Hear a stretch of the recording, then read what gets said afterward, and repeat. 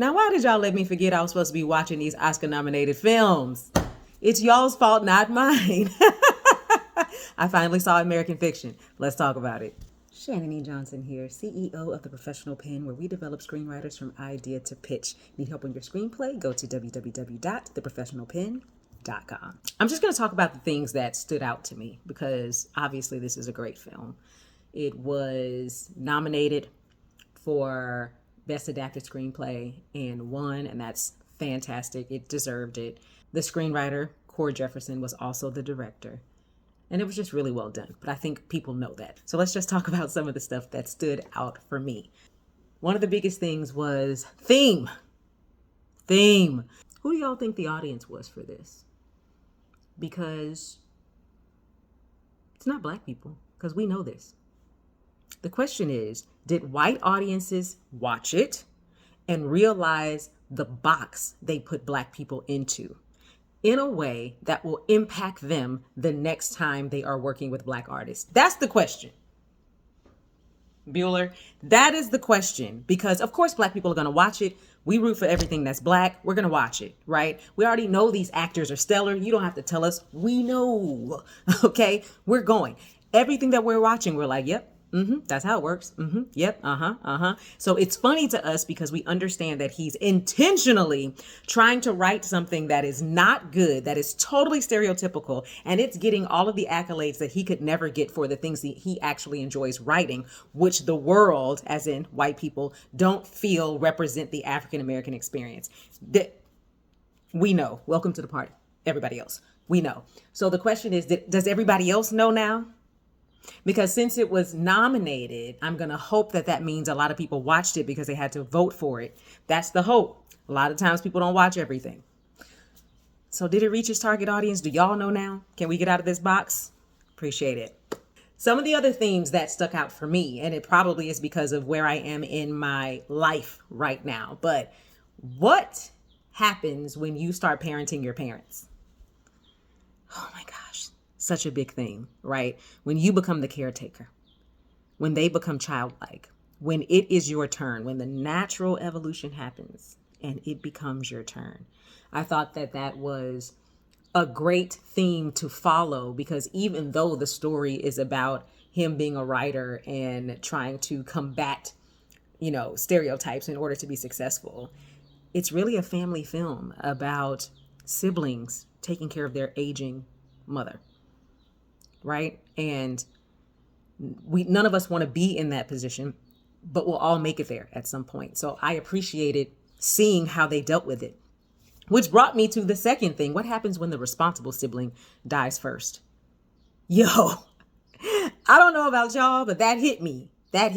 I'm a responsible person, but I'm the baby of my family, which means that my big sister is a responsible sibling. My big sister is also a doctor. So this really hit home for me. And it's actually one of my biggest fears, right? My biggest fear is that I am the one who has to be responsible for all of the things. It doesn't mean that I can't do it. That just hasn't been my position in life. And I have been privileged in that way. Not everybody has that privilege.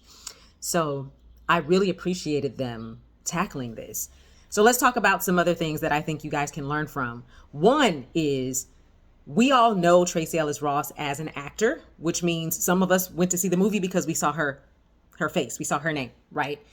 However, if you have not seen it, spoiler alert, Tracee Ellis Ross is the responsible sibling who passes away, right? It's kind of the impetus, the inciting incident that gets us into the taking care of your elderly parent portion of the film. And she's only on screen for, 10 minutes, maybe 15. And we feel it when she passes away. Some of that has to do with the fact that she's Tracee Ellis Ross. So we already have like a connection, right? We think we do. We think we know her. But the other part of it is they did their due diligence to make us like her and make us relate to her before they killed her. And this is just a big note for everybody. People like to kill characters for the wow or the ooh factor, right? Instead of thinking about impact. If I don't know that character and I don't care anything about that character, I don't care if they die. I don't care. You have to make me like them or relate to them or care about them in some way. And her relationship to our protagonist shows But, they get along, they joke with each other. Our protagonist is a bit of a recluse, so he is who he is. So she's also the light in the moment because he's very down. He's a little Eeyore, you know what I'm saying? So she's the light. She comes in, she brings the fun. She's also the responsible one. She gives us all the information about what's going on with mom because our protagonist doesn't know anything about it because he hasn't been around, and then she's gone. And we're like, not Tracy, right? So they do a good job of that. So just take note. If you want me to care when somebody dies, you have to make me care about them. Okay?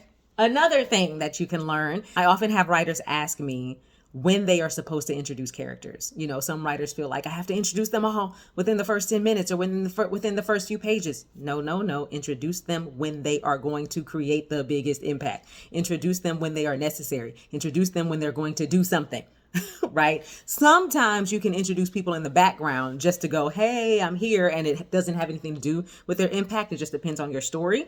But in this particular case, we don't meet the brother. We don't meet Cliff, played by Sterling. We don't meet him until it's necessary. We learn about him so that when we see him show up, we're not like, who's this guy? Where'd he come from? No, we learned about it. We know they have another brother. But the other brother doesn't live here. The other brother has no reason to be here until the sister passes away. Now I have reason to meet him, right? So think about that as you're writing. When is the best time to meet someone? And a lot of the times, if they're not the protagonist, let us meet them when they're going to actually make some change, when they're going to actually bring something to the table versus just being another person there. I'm always reminding writers that you have to pay for those people. Okay. Even if they're just sitting there, if they're just sitting there in front of your camera, you are paying for them. Okay. You are paying for their lodging. You are paying for their meals. You are paying for their airfare, and you are paying whatever their rate is for them to be sitting there and saying no words and doing no things. Right. So use them with intention. All right. Last thing that I'll say is I really enjoyed the resolution. I enjoyed how meta it was. And I also enjoyed how ambiguous it was. I appreciate resolutions that don't have a nice bow on them. That's how I like to write as well. But I thought that they really did take the idea of white people only want to see us in one way and ran with it, even though that's not what he wants. Now, did he learn something in it? Yes. What he learned is everyone has a story. All kinds of Black people have a story, and all of them are valid. Right? And if you don't see them as valid, then there is something that you should be looking at on the inside, right? Does not mean that his point isn't valid, which is we all have a story, so we don't want to keep seeing the same one over and over and over and over, right? But he does do a little growing because at first he wasn't even considering the fact that he was looking down on people who may relate to the kind of content that he thinks is no good and unworthy, right? So that changed his heart. So his heart was changed, but we don't know if people ever found out that it was him who wrote the book. We don't know if he gets back with his girlfriend. Like, we don't have any of that information, and I love it.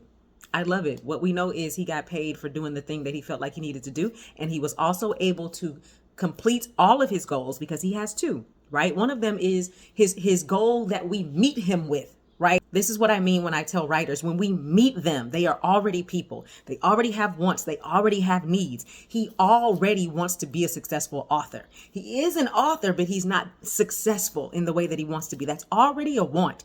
We didn't come here because that's what he wants. We're here because his sister passes away. He has to take care of his mother, and he doesn't have any money to do so. So he decides, let me write the book that they think that I should write. It'll be funny. It won't really go anywhere, but shoot, if it does, at least I can pay all these expenses. And it works. It works.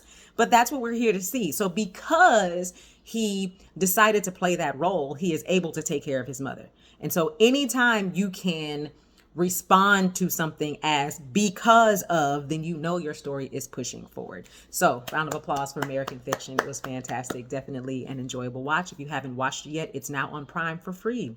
Happy writing! The professional pen. The